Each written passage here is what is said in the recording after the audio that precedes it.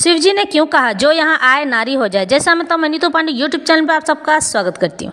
इस कथा का वर्णन सुख सागर में मिलता है और सूर्य पुराण में भी है। नर से नारी हो गए सुदुम्न राजकुमार, देखी बुद्ध मोहित भय ब्याही सुंदर नारी। मनु जो हमारे पृथ्वी के पहले मनुष्य विवस्वान यानी सूर्यदेव के पुत्र हैं। मनु को कोई संतान नहीं थी तो महर्षि वशिष्ठ ने विप्र वरुण का यज्ञ कराया, लेकिन मनु की पत्नी श्रद्धा ने यज्ञ कुंड में आहुति पुत्री प्राप्ति की दी थी तो उन्हें पुत्री हुई।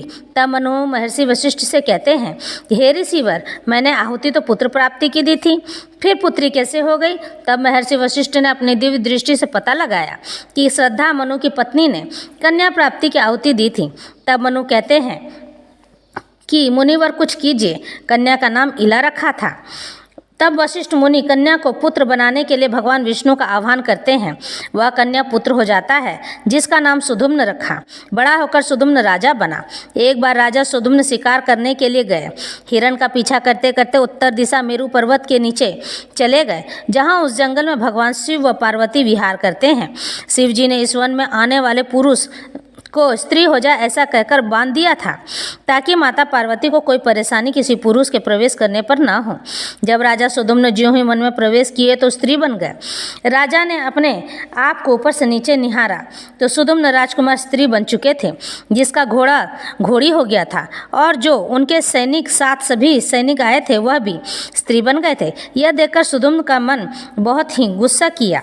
तब यह सब कैसे हुआ सुदुम्न जानना चाहते थे तो यह बात वहाँ के स्त्रियों ने बताई कि एक बार भगवान शिव और पार्वती उस वन में विहार कर रहे थे।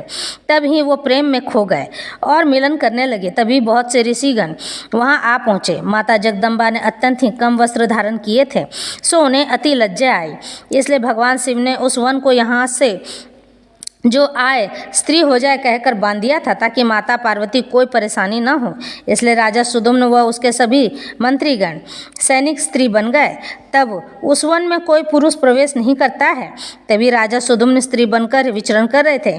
तभी बुद्ध के आश्रम में पहुंच गए और बुद्ध ने स्त्री बने सुदुम्न से विवाह कर लिया, जिससे बुद्ध और सुदुम्न का पुत्र पुरुरवा का जन्म हुआ।